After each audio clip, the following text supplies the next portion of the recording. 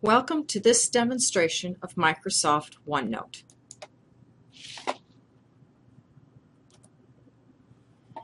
As students, we all have notebooks for each of our classes. And if you have several classes running concurrently, you probably have one notebook for each class. And that can add up to quite a stack of notebooks. And if you lose one or misplace one, all of that information is possibly gone forever. How would you like to get rid of all those notebooks? What if there is a way to have everything in one slim, easy carrying case and still be able to easily find that note that you're looking for that other class? Well, Microsoft has come up with an answer to all of those questions. It's called Microsoft OneNote. As an administrative assistant, I use this program on a daily basis, both at work and at home. At work, I use it for taking meeting notes, to keep my to-do list, to jot down reminders, and many other things. At home, I use it for my schoolwork and prayer journal, and everything is neatly organized and easy to find.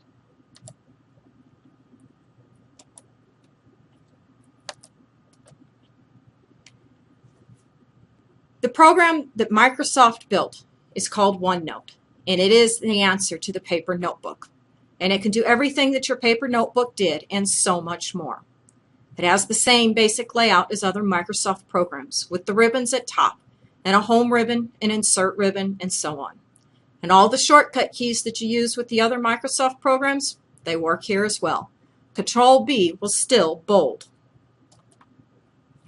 There are some differences between Microsoft OneNote and your paper notebooks, but I think they are pluses. In Microsoft OneNote, you can have an unlimited number of notebooks, and they don't stack up or get bigger.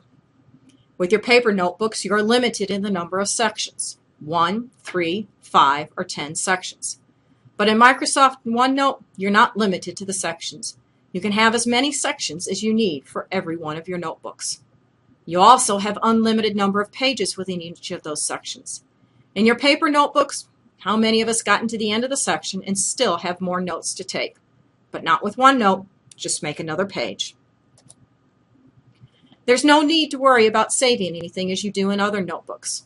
In Microsoft OneNote, it auto-saves as you type. So if you're typing away and your system crashes, wherever it crashed at, that's what's been saved. Open it back up and you start right back up. Microsoft OneNote also provides you with a way to organize your notes through the use of tags. And OneNote's search features are built on those tags, so it's very easy to find what you are looking for. This demonstration today will not include all of the functionality of OneNote, but I have included a few things that I believe that will help you out the most to begin with. So let's open up Microsoft OneNote. When you first open up the program, this is what you will see. All of your notebooks will be down the left-hand side of your screen. Your sections will be across the top in the tabs, and your pages will be down the right hand of your screen. And as with all Microsoft programs, your ribbons are across the top.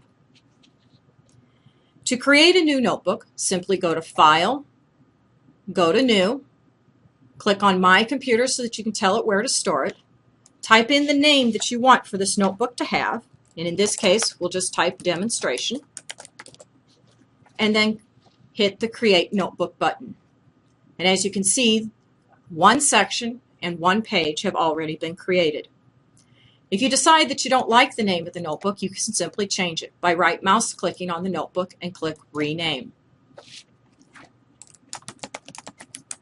You can even change the color of your notebook right here and then hit OK. To create a new section, as in with Excel, simply click the tab with the star and a new section is born. Then type in the name of the section that you want and hit the Enter key.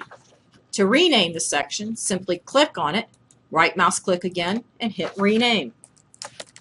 Type the name and hit the Enter key. To name a page, you simply type within the box, within the dotted line box. And then your name automatically shows up here. To create a new page, click the New Page button.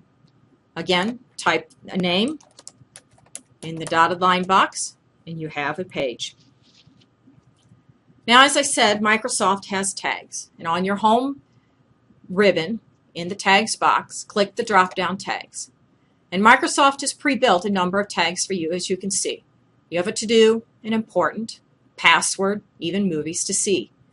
But it may be these tags may not work for you, so simply click the Customize Tags. Again, it brings up the list of pre-existing tags, and you can move them up or down to rearrange them, or even to delete them. To create a new tag, simply click New Tag. In the field that says Display Name, you can type whatever name you want to type. In this case, I'm going to type My Homework. You can click the drop down underneath the word Symbols, and there's all of the various symbols that you have. Just choose the one that you want. You can also choose the color or font color, and the same with highlights. In the preview box, it gives you a preview of what your tag will look like. If you like it, hit OK, and then it adds it to the list and hit OK. To add a tag, simply click wherever you want in the paragraph that you want to tag something, and then click your tag. Unfortunately, it tags everything between enter keys, so you can't say just tag part of a paragraph, as we'll try to do here. As you can see, it tagged the entire paragraph. Now, if you want to remove a tag, simply put your cursor wherever it is on that tag, hit your drop-down arrow, and click Remove Tag, and that's it. To search, up on your home ribbon, you find the Find Tags key. And as you can see, you can group by tag name, section, or even title or date. And down at the bottom, you can search this week's notes, this page group, or all notebooks. When you find the tag that you want, just simply click on the tag, and it takes you right there to it. Now, the next feature that I want to show you is on the Insert ribbon. As with Word, you can insert a table. Just simply check off the number of rows that you want and the number of columns, and there's your table. You can even add a picture. Go to the Insert ribbon, go to Picture, click on the picture that you want, and there it is. That's a picture of my husband and I, and it's rather large. So you can simply go out and make it smaller, just like you would with any other picture. You can click and drag it and put it wherever you want on your page. You can also add hyperlinks, which are very nice.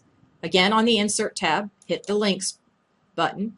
Type in whatever you want your text to display. We'll just type My Links for here. And then if you have a URL to a website, you can automatically put it in here. Or you can click the folders and browse out to a folder or a document that you want to link to.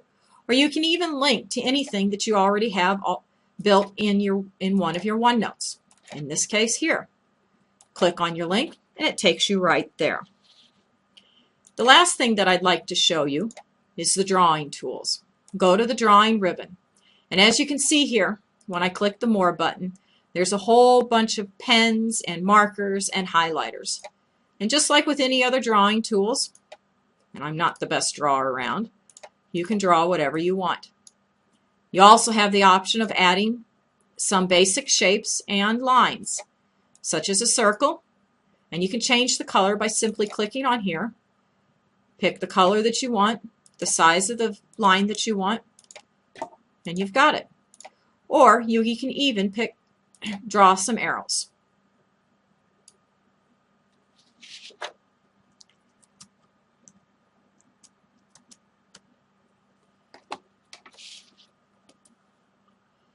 Paper notebooks from our high school days are now obsolete. Microsoft OneNote has made something that I think is better. It has the same capabilities of our paper notebooks, but provides us with so many more options, especially the option of not losing our information.